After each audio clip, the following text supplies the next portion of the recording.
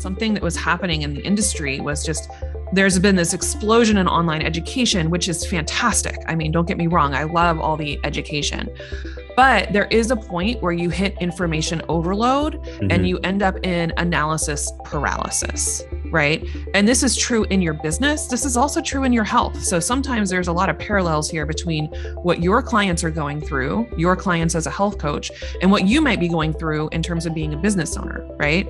So just like with your health, you can sit here and read all the books and look at all the articles and, hire all these people, take all these programs. You can listen to every podcast on the planet about your health and your wellness. But if you don't take the action, then you don't get the results. And I think this is something that we forget. Somehow this disconnects, because if you were coaching me on my health and I was saying, well, yeah, I read this book and I also watched this thing, and you're like, okay, but did you drink any water today? Right. Did you move your body a little bit? If you don't take any action, I'm not going to get where I want to go. So that analysis paralysis is very real, and it happens in your business as well.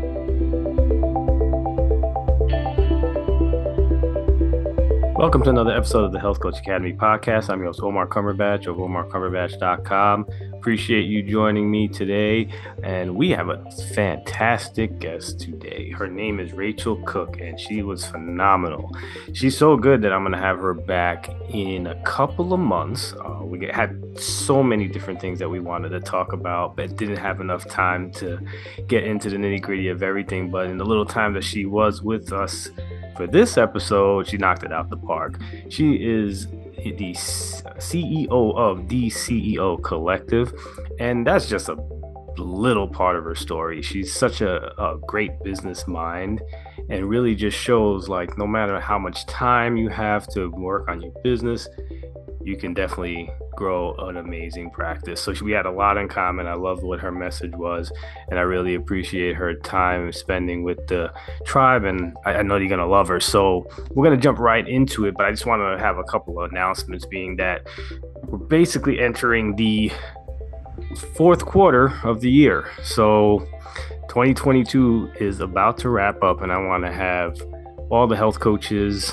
put their pedal to the metal and really run this rest of the year out in super, super exciting fashion. And I wanted to just make it known that I'm going to be trying to practice what I preach and really just knock some things out of the park. Without a doubt, I'm going to always have some amazing guests like Racheal coming up in the next couple months, but I also am full speed ahead on that podcast course that I've been talking about so long and procrastinating and goofing off about. It is about to go down, and I'm really excited about that. I'm having the main focus of it, and I think what I'm going to do also is going to have someone interview me specifically on a podcast to you guys. I'll be behind the other side going into it and start really just talking about the course itself.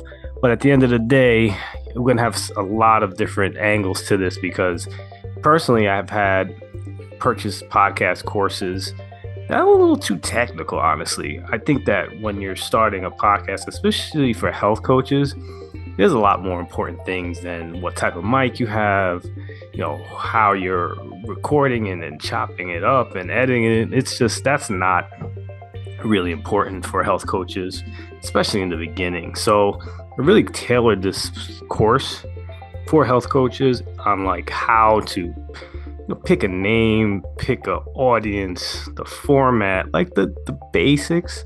And I think it'll be very worthwhile. So I'm hoping that when it comes out, you guys could take a peek at it, support it, buy it if you'd like.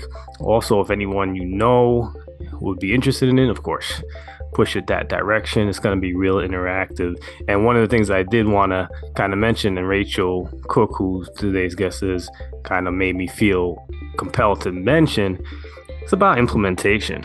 We have a lot of ideas. We have a lot of things that we want to do, but we just need to get started. And that's really what this course ultimately is about, is how do we get started and get it off the ground and running consistently. And that's really what I wanted to do. That's my thing. And I really hope that I can help a lot of health coaches out there start podcasting, get great guests like I get all the time and just share their message. And that's really what matters. So that's a little bit of tidbit of that. Please leave a rating and review on iTunes, and let's jump into the show. Hey, Racheal, how are you today? Welcome to the show. I'm great. Thank you so much for having me. Oh, I'm so excited to share you with the audience. You have such an amazing resume and a great business that you have going. I just want you to get an opportunity to tell a little bit about yourself, a little introduction to you and your world. Well, everyone who is brand new to me and my work, I own a business called the CEO Collective, where we help women entrepreneurs to scale service-based businesses without the hustle and burnout. I am also the host of the Promote Yourself to CEO podcast and the author of Your Business Sweet Spot and Fired Up and Focused, 2 books you can get over on the Amazon. And yeah, I've been doing this work for about 15 years now, working with primarily women entrepreneurs who are in service-based businesses, coaching, consulting, expert businesses. And it has just been an amazing, amazing journey. So I'm excited to share a little bit with y'all today. Oh, no, excited for you to share because, again, like I love what you're doing and the assistance that you're having, because we do get stuck as health coaches, specifically in a lot of different, I guess, pitfalls when it comes to the entrepreneurial journey. So what do you think is like the biggest initial hurdle in starting a business? Oh my gosh, there are so many different challenges when you're in that startup stage. And I think, thinking specifically for health coaches, I think one of the biggest challenges for a lot of people when they're getting started is usually, I find for most of my clients, and I'm sure for yours as well, is that they didn't necessarily start a business because they love business itself. They start a business because they had some amazing personal transformation. They had something that happened personally that sparked this passion and interest for what they're now doing. And then matching that passion with finding people who want to now work with you is a whole different ballgame. So that's probably the biggest challenge I find is I end up working with so many women entrepreneurs who they're doing what they do because they love it, because they have a passion for it, because they truly feel like they're called to do it. But then they've got to figure out, how do I market this? How do I sell this? How do I get clients in? Get those clients to get the results that I was able to experience. It's that connection between their own personal experience and passion and expertise and experience with getting other people to be like, yeah, I want that too. No, definitely. So did you ever feel that you were naturally good at the business component, or did that something evolve over time? Okay, this is a great origin story for me because I was raised by 2 entrepreneurs. So I do have an unfair advantage. Both of my parents own businesses, which means my very first job was data entry in my dad's insurance agency back when computers were first introduced and it was a black screen with the green cursor. We used DOS. Does anybody remember that? I do, yeah. The big old floppy disks. Oh, yeah. My first job was literally data entry, all of what was rooms of file cabinets into a computer. So I've always been behind the scenes in a business. And I actually fought against that. I thought I was going to be a professional musician. I got a scholarship for French horn performance to college. Right. And then I accidentally started a couple businesses because I kept seeing opportunities for me to make more money without having to go get a regular part-time job. So one of the businesses I started was, when you're a music performance major, you have to give a recital at the end of your junior and senior year. It's like a solo concert where hundreds of people are in attendance. You're in a ball gown playing with just you and a piano on stage for an hour.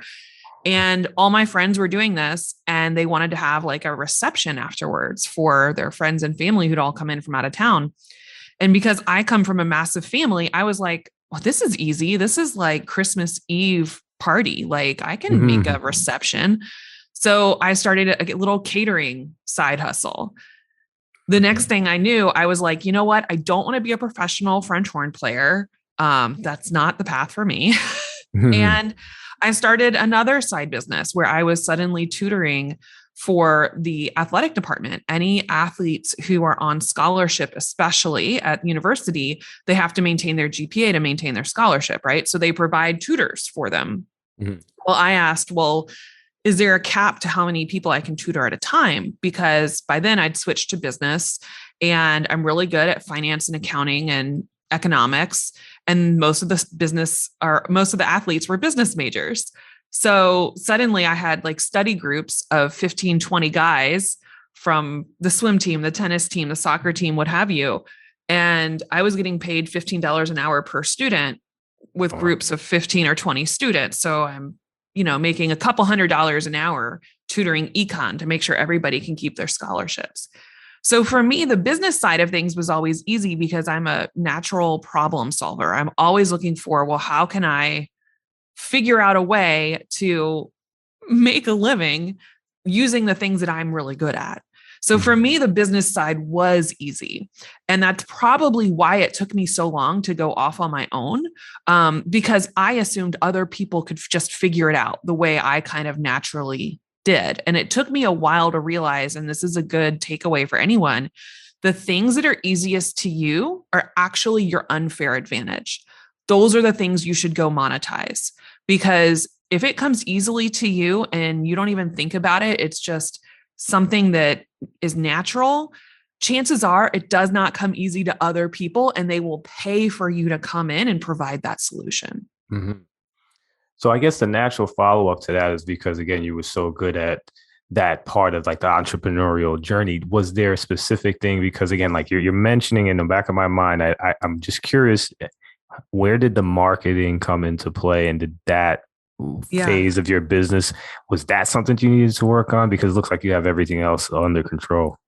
The marketing side of it is, one, again, it comes back to part of this is a natural thing. I didn't really think of it as marketing. I've just thought of it as building relationships. But what started happening over time, and this kind of led to me launching my business in 2008, is when I left my MBA program, I got recruited into consulting, which is where anybody getting a master's in business, you're usually going into finance or consulting. That's exactly what happened. Mm-hmm. I burned out spectacularly. Like, we're talking adrenal fatigue, we're talking panic attacks. Like, I had to take disability because I was so depleted from living in my car, driving between DC and Atlanta, seeing clients on site. And I found myself on a yoga mat, and my yoga teacher at the time became just an amazing friend and mentor to me. And finally she looked at me, she knew I was on a 3-month disability leave from my job. And she said, I know you don't really want to go back and you're kind of dreading going back. Do you think you could help me with my studio? And that kind of was a light bulb moment for me, because again, the things that come easily are your unfair advantage. And I realized I could take all the skills I had been learning working consulting much larger businesses and take them into these smaller companies, mostly owner operated, with people who have a passion but don't have the background I have. And so for me, the marketing for myself was really easy because it was connections. Mm-hmm. It was meeting people and being very curious about what they were struggling with and how I could potentially support them. Mm-hmm. And it was also following through and delivering amazing results. That one summer led to me launching my business, led to me suddenly becoming one of very few coaches in 2008 who was specifically talking to yoga business owners. And when you do great work for people and the work starts to, become noticed, people start to talk about it. So I didn't have to do a ton of marketing up front. It was very referral, word of mouth, organic. Now, as I grew my business, then I started to really get into a lot more marketing, especially when I wanted to not be limited to my local area. When I wanted to take my business online and I wanted to be able to reach people anywhere and not just be limited to people who happen to be around Richmond, Virginia, that's when I really had to get into a lot more marketing strategy for myself. Gotcha. So it seems like you really had the cheat codes for this business thing, which is a blessing. I really applaud that. And you're very, very lucky, because a lot of us don't. So because we don't, the next natural step is for us to to hire someone like yourself to actually guide us through that. Can you talk about the importance of taking advantage of that because of the things that you can provide in the time frame that is exponentially faster than we can figure it out that on our own? Yeah. I will say one of the things I always think my dad is someone I think of as my greatest business mentor. We're very different. He does not even have a high school education, but he grew a very successful business. Mm. And one thing he always said to me is, I'm not the smartest guy in the room, but I can hire the smartest guys in the room. Mm-hmm. And that always sticks with me because I think a lot of people assume that if you're the entrepreneur or the business owner, you have to know everything. You have to do everything. And that is so far from the truth.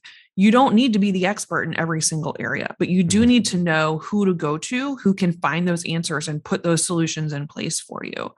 So one of the things I think about, especially when you're just getting started, is to make sure you align yourself with a mentor who is several steps ahead of you. Now, they don't need to be light years ahead of you, right? If you're just getting started right now and you look at somebody who has a multi-million-dollar business, the advice they're going to give you may not be relevant for where you are today. And here's the biggest reason why is things have changed so fast. I see this all the time, and you probably do as well. There's so much advice out there from people who are 10 or 15 or 20 years into their businesses that worked 10 years ago, but it's Right. not working as well today.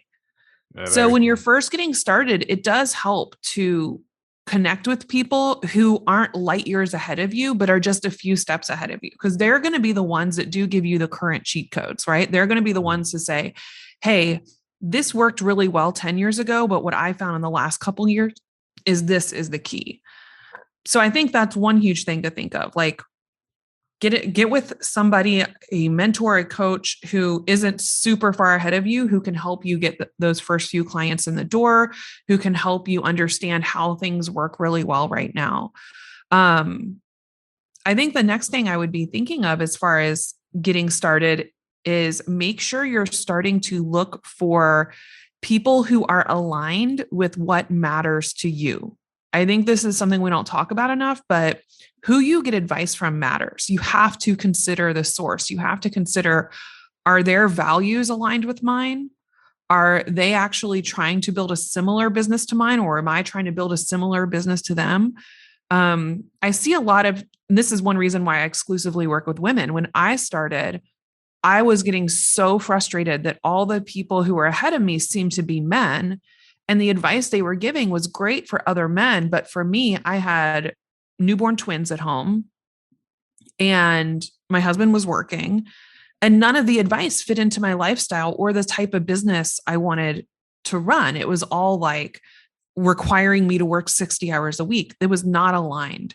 And I Mm-hmm. think it's really important that you're clear about what matters to you, what your values are, what is your vision, and work with people, find people who align with you instead of people who are going to try to pull you into their definition of success. No, that's a great point, and especially like you said, having a mentor, somebody who has at least has the same lifestyle that you have is completely different from, say, someone who's single and just has no I want to say responsibilities, but you know what I'm getting at as far as like they don't have the same things that you have to deal with on a daily basis. So they can say, yeah, you could just work, like you said, 60 hours a Yeah. week on your business, which is not maybe something that you could do, you know, so it's just not in alignment. So that's a good advice. Yeah, it has to be aligned. If it's not aligned, then you're going to find yourself really disillusioned with your business. And this is where I think a lot of people start to feel like even if they hit some level of success, they start to hate the business they've created. And that's the worst, is when you build a business because everybody told you this is the way to do it. And then suddenly you wake up one day and you go, I hate this. This isn't for me. This isn't the way I want to live. This isn't the way I want to work. And then you want to burn it all down. Alignment to me is so crucially important. Yeah, no, absolutely makes a lot of sense. And now, you know, just reviewing your website, and one of the things that just popped out is that you had a statement that says implementation is everything. And I know a lot of health coaches tend to want to get more education, more courses under their belts before they get out there and do what they have to do. And that statement was really profound to me. Can you talk about that in relations? Yeah. This is actually one of the biggest reasons why over the last few years we've shifted away from being an online course focused business model to very much a implementation focused business model, is because I found something that was happening in the industry was just there's been this explosion in online education, which is fantastic. I mean, don't get me wrong, I love all the education. But there is a point where you hit information overload and you Mm-hmm. end up in analysis paralysis, right? And this is true in your business. This is also true in your health. So sometimes there's a lot of parallels here between what your clients are going through, your clients as a health coach, and what you might be going through in terms of being a business owner, right? Mm-hmm. So just like with your health, you can sit here and read all the books and look at all the articles and hire all these people, take all these programs. You can listen to every podcast on the planet about your health and your wellness, but if you don't take the action, then you don't get the results. And I think this is something that we forget. Somehow this disconnects, because if you were coaching me on my health and I was saying, well, yeah, I read this book and I also watched this thing. And you're like, okay, but did you drink any water today? Right. Did you move your body a little bit? If you don't take any action, I'm not going to get where I want to go. So that analysis paralysis is very real. And it happens in your business as well. So there comes a point where I want people to stop binging on all the content. This has become something where people think they're being productive because they're trying to learn all the things, but you don't need an MBA in order to be a business owner. You don't need to have a PhD in health and nutrition in order to be healthy. Right. Mm-hmm. So you just need to pick the things and focus on the habits that are going to help you achieve your goals. And that's a big reason why we structured the way that we work with our clients in our 90-day system. We have what we call the 90-day CEO operating system, where we're helping our clients to really put some blinders on. If you think about racehorses and how they put the little blinders on so they can only see the path in front of them and not get distracted by things out of their side view. We as people need to do the same thing, because there does come a point where if we have too much information hitting us all the time, we get frozen instead of taking the next step and taking the next step and taking the next step. So we start our 90-day CEO operating system by narrowing down what are our core priorities right now. And we really limit our clients. We try to encourage them to not have more than 3 to 5 goals they're working on at any specific time, because research has shown that if you're trying to go after too many things, then you end up diluting all of your effort. You don't actually make progress. Mm-hmm. But if you narrow your focus, you can get further faster. So that's one huge thing that we focus on, is limiting how many things you're going after, how many goals you're going after at a time. And then we have a whole process to help them break those goals down into achievable, bite-sized, check-offable action steps and follow through each and every week. It's so similar to how any good health coach would work with their clients, where you narrow their focus into, we're going to do these couple of things. And then you essentially start habit stacking, right? Where you focus on one small thing and help them see that you don't have to overhaul everything all at once. We have to build this habit and then stack on top of it the next one and stack on top of it the next one. And then suddenly 90 days, 180 days, 365 days later, they've transformed so much, but it's because they started with like 1% a day. Right. No, that's a great strategy, and I love the idea of just getting it going and really building from there. Because again, we're not telling anybody not to educate themselves about health, wellness, business, whatever, but you have to hit the ground and start doing something in order to get anywhere. So, absolutely, yes, big time.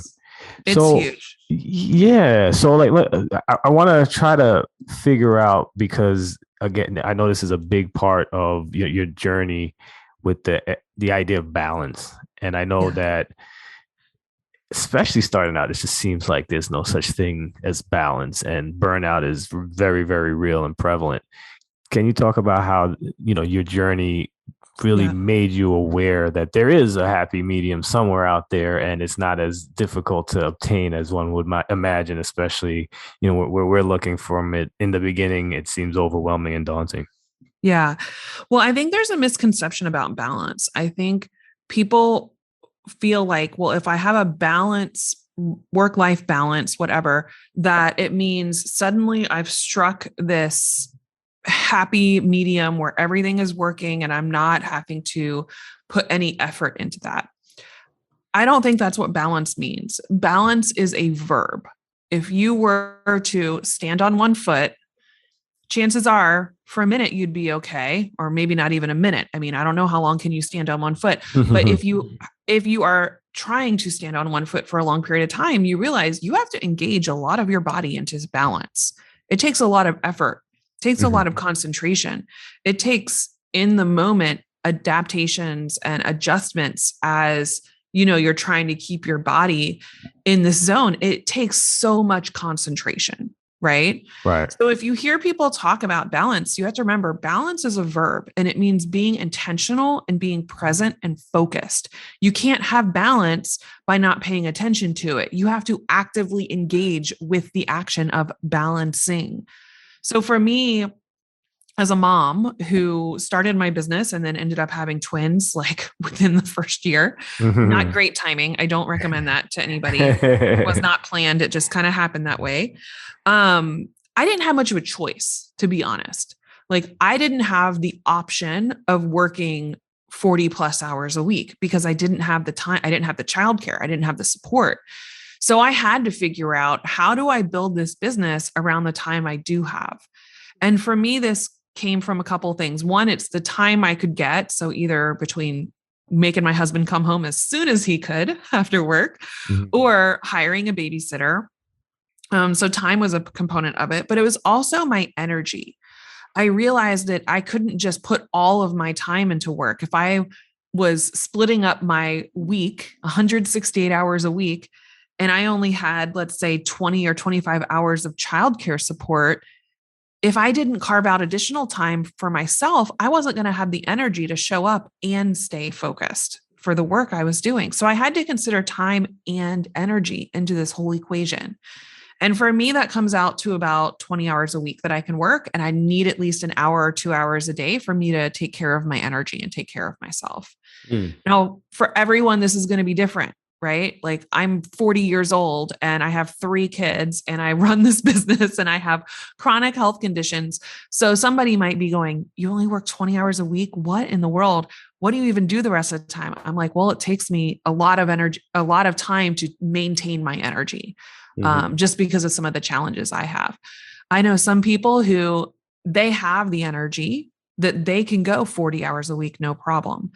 But I think you have to decide for you what matters most. You have to actually look at your calendar and start with, out of that 168 hours, one, what do I need to take care of myself? Right. And this is where we all have to walk our talk. Every health coach listening to this, if you haven't asked yourself, what do you need to take care of you? You are the asset.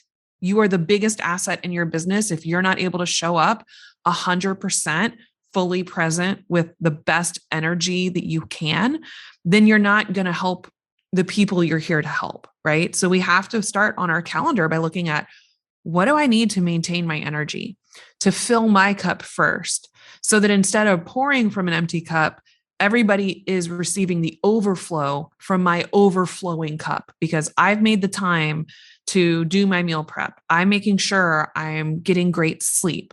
I'm making sure I'm going on my walk every morning. I'm making sure that I've gone to the dentist. I mean, these are things that I talk to my clients about, and they're like, you want me to go schedule out all my doctor's appointments and dentist appointments? I'm like, yes, this is part of maintaining the asset. You are the asset.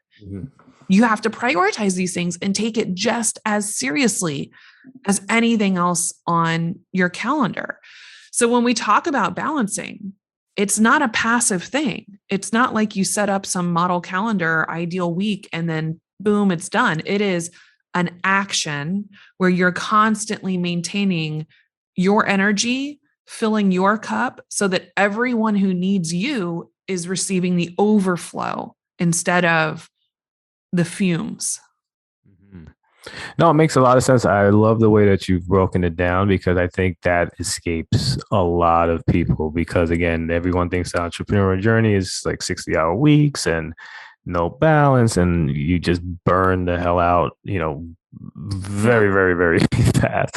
And it's a pace. And it's just like you said, coming to an understanding and I guess accepting the fact that, maybe 60 hours isn't realistic and 20 hours can be just as effective if it's really what you're really trying to do. I know that there was, I'm going to butcher the quote, but it's something along the lines. It's like if you can, if it was, it's like about meditation realistically, Uh-huh. and saying if you think that you only need 5 minutes to meditate, you really probably need 20 or something like that. And it's the idea that that time that the extra time that you're taking on yourself to meditate is actually going to create more productive hours in the day so that you can really accomplish what you're going to accomplish. So you're not cutting out that time is not going to be valuable to you.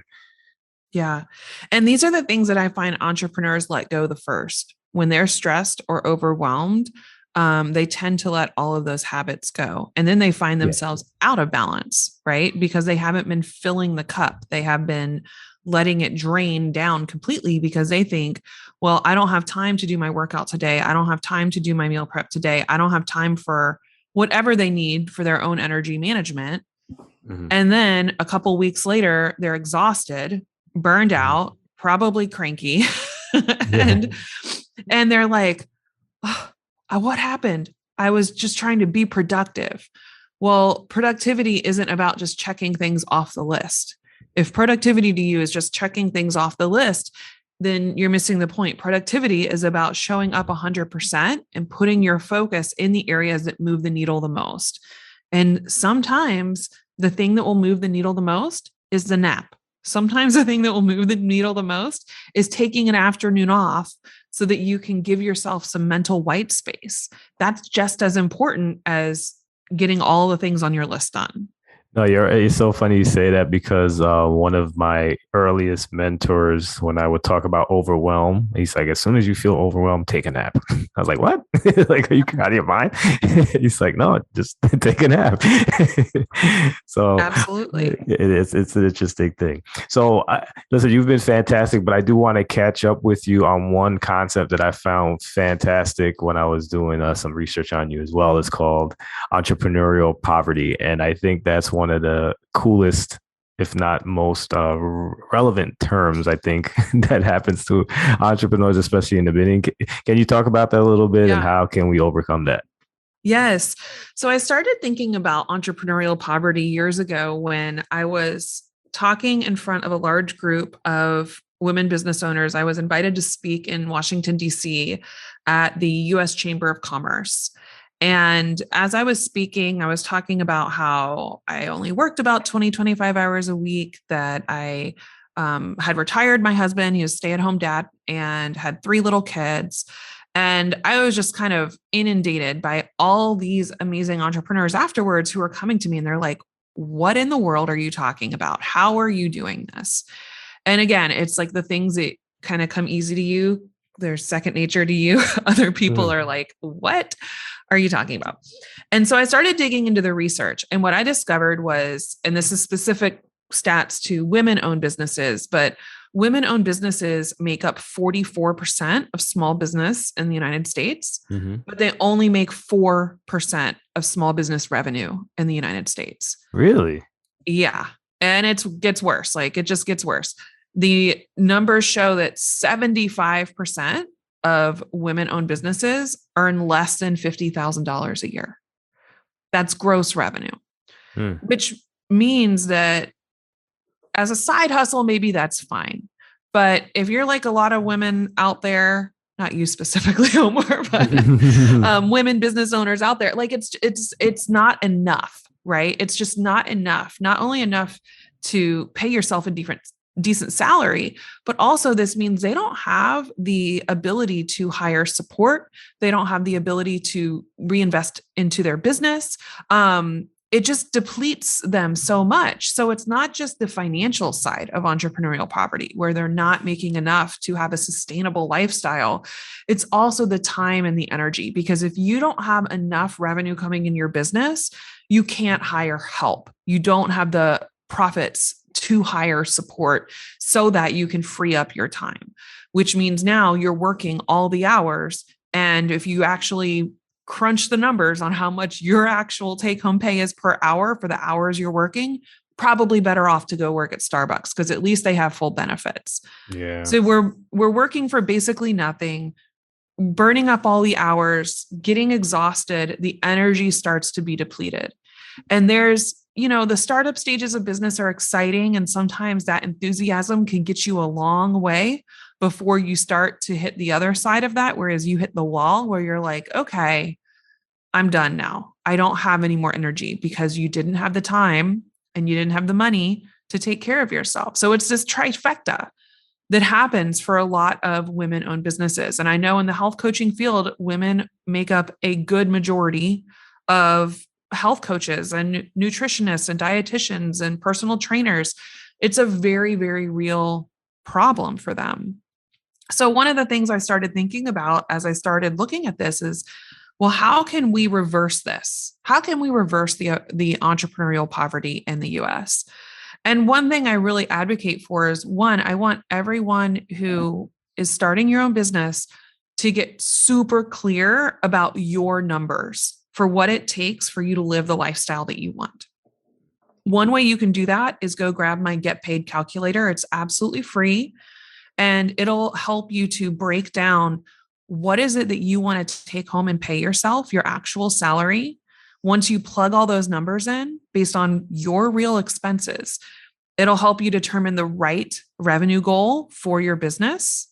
And then once you figure out the right revenue goal, it has another tab on there to help you figure out what sales do you need to make in order to achieve that revenue goal. So what price point, how many people do you need to get that offer in front of, so that we effectively reverse engineer the financial piece.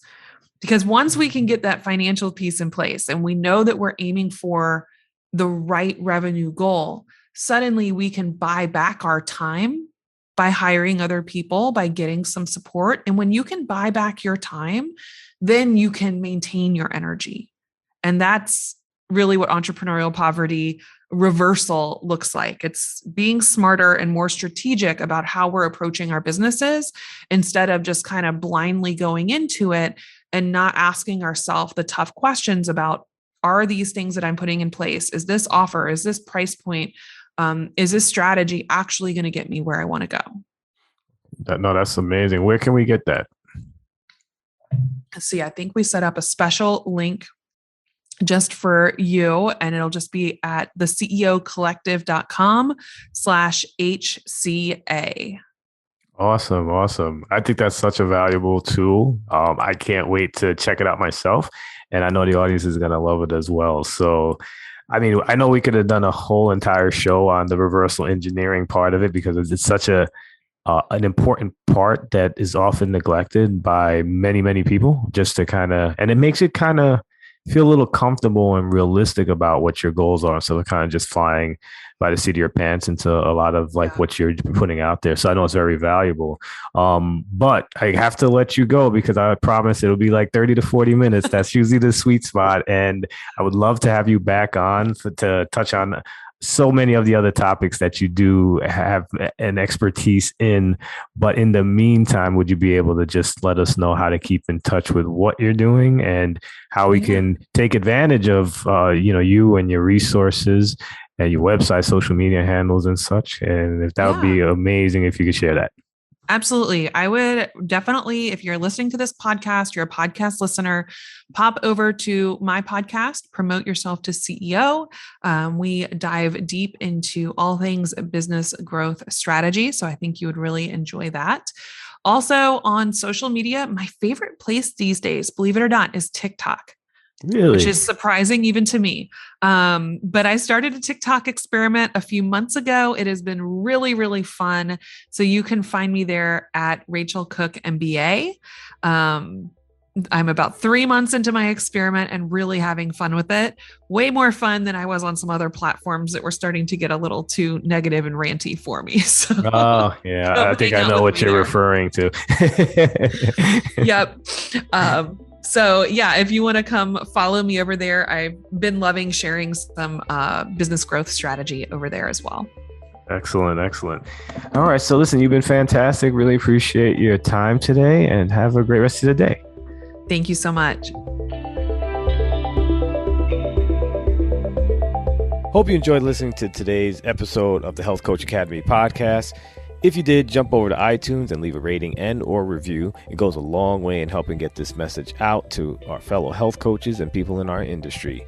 Also, if you can, jump over to my website, omarcumberbatch.com, where I give out a lot of freebies, including my 5-day sugar challenge for people who are having issues with sugar. And also for health coaches, I have the book, Hidden. It's the 6 not so obvious ways to get your clients unstuck. Have a great day.